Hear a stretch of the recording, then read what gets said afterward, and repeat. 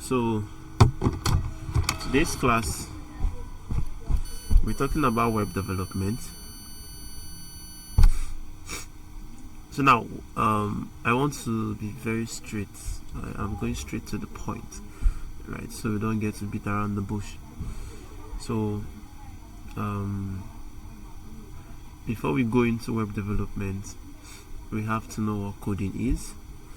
And coding is you giving instructions to the computer.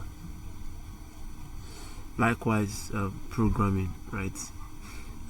You give instructions to the computer by programming or by coding. So that is it, and that's because your computer cannot function without you telling it what to do. So that is it about coding. So web development is the process of building web applications, right? So web applications, there are a lot of web applications out there, such as TikTok, Facebook, Instagram, Jumia, Gigi, Temu. There are a lot of them. I just mentioned the ones that are very popular to us, right? So that is it. Now, the purpose of this class is to learn how to build web applications. That's the purpose of the class. So first of all, we already have Visual Studio Code installed on our computer. Now to start building websites, let's say a company or an individual reached out to us that they want a website. They want us to build a website for them. And let's say the name of this website is called FastPay. For example, FastPay. Now the purpose of the website they want us to build for them is so people can transfer, right? Receive and send money digitally, just like your OPay or your PalmPay. So that's the purpose of this website they want us to build for them. Now, how do you go about it? Like, what's the first thing you have to do when you want to build such website? Now, the first thing we have to do is we have to create a folder for that website. So how do we create a folder for the website? How do we create a folder for the website? To do that, on our laptop we have right click. So you right click on your laptop. When you right click on your laptop, you come to new. You see this new right here, you click on new, then you head over to folder, this folder right here, then you click on the folder. Now we are required to just type out the name of this folder. So I'm going to call this folder FastX. That's the name of the folder. So once I'm done writing FastX, I click enter, and you can see here that I have that folder right now. So I've created that folder called FastX. So that's the first thing you are meant to do when asked to build a website. For that particular website, you build a folder for it. Now the next thing I want us to do is we'll be using this text. We'll be using the text editor called Visual Studio Code. Now, for us to be able to program, for us to be able to build this website, we need a text editor, and the text editor we'll be using for this class is called Visual Studio Code. That's the text editor we'll be using for this class, Visual Studio Code. So what we have to do is this. I'll open Visual Studio Code. You click on it. Now, what I have on my screen will be different from what you have, but then click on Visual Studio Code. When you do that, the next thing I want us to do is I want us to be able to open up. Remember I said we want to open up this folder called FastX on VS Code. So how do we do that? You come to the top left where we have file, you click on the file, and then you get a bunch of options. Now we click on open folder. We are clicking open folder because we want to open up that folder. We want to open up that new folder that we just created. So I'll click on this open folder and I'll click on my desktop. Make sure you click on desktop. So when you click on your desktop, you get to see all your folders inside your desktop. So the name of our folder is called FastX. So what I have to do is I'll click on this FastX and then I'm going to click on select folder. Now when you do that, you see the name of the folder. I see that FastX. Now when you see the name of that folder, then it means that you successfully opened up that folder on Visual Studio Code. That's what it means, that you've successfully opened up the folder on Visual Studio Code. Okay, great. Now the next thing I want us to do is to be able to build a website, we need to learn some kind of languages, right? And what we will learn first, we need to learn some tools. I'll call them tools now, but you understand later. But for now, I'll call them tools. Now the first thing we are going to learn is what we call HTML. HTML. So we will be learning about HTML. Now what we are going to do next is we want to create an HTML file. So to create an HTML file, when you move your cursor to this point here, you see that we have 4 icons. When you mouse over the first icon, you see new file. When you mouse over the second icon, you see new folder. When you mouse over the third one, it allows you to refresh Explorer, and the fourth one allows you to collapse folders in Explorers. Now what we need is we need a new file. So I'll click on this, and what we are creating is an HTML file, right? We are creating an HTML file. Now when creating an HTML file, that HTML file name must end with .html. The name of your file, the name of your HTML file must end with .html. So if I want to create my file, I can call this index.html.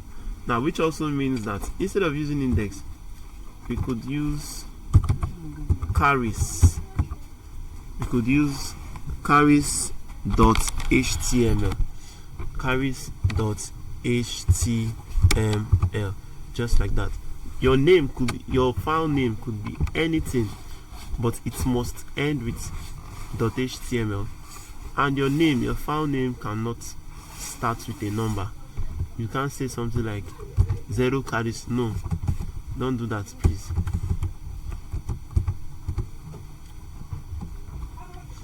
So we've created a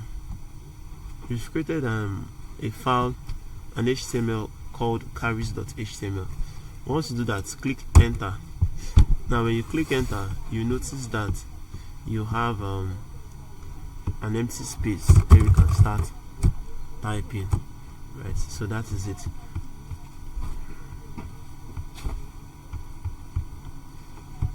So we have an empty space where we can start typing. So the next thing I want us to do is we want to create what we call a boilerplate. So to create a boilerplate, you need to hold shift and then press 1, just like that. Then you click enter. Now when you do that, it will give you this whole boilerplate. Remember what I did, shift 1 then enter. Now when you do that, to give you all of this boilerplate. So the first thing I want us to notice is the title, right? The title. Now this title represents the title to your website. Now I'm going to delete this document and I'm going to give our website a title. Now let's say the name of our website is called FastX. Now your title, like I said, represents the title to your website. Now what should be inside your title should be the name of the company or the name of the website. Am I understood? So since the company that gave us this website to build is called FastPay, we can as well give it a title name called FastX. So I've given it a name called FastX. Now this could be any other name aside FastX. The title could be any other title aside FastX, but I want it to be FastX. So what I can do next is this. I want us to see what we've done on the page. Now to see what you've done on the page, you have to download what we call live server, right? You have to download something called live server. So to download live server, you have to come to where you have extensions. You click and then you see this live server right here. You can search for live server. When you search for live server, you search for live server just like that, right? Now when you search for live server, you see a lot of live server, but you can't see a lot now because my laptop is not connected to the internet. Am I understood? But then when you get a lot of live server, make sure you download the live server that says read weekday. You see a live server just like this that says read weekday. When you search, it says read weekday. Am I understood? So that is what you should install. Click on install. Now the moment you click on install and it has installed, you wait for about 5 minutes for it to install, right? So once it is installed, you come back here and then you click. So what we can do is you come back to this, then you right click. Now when you right click on your code, just right click. They don't have just anywhere. Right click and you click on open with live server. You can see an option called open with live server. So you click on that option called open with live server and then we wait for some seconds. Now if you look at my Opera Mini, you notice that we have that title name here called FastX. There's a title name called FastX, which is the name of the title we gave to the website. FastX, that's the title we gave to the website.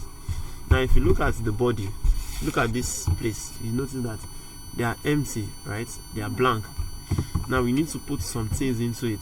Now this your body element here represents this blank page, this blank website. So whatever we put into this body appears into our website's body. This here is our website body. So when we put into this element, this body element appears into that point. So to do that, we'll try out different elements. Now we have H1. I'll say let me just be straight. I'll say this is heading 1. Call this H2. I'll say this is heading 2. I'll call this H3.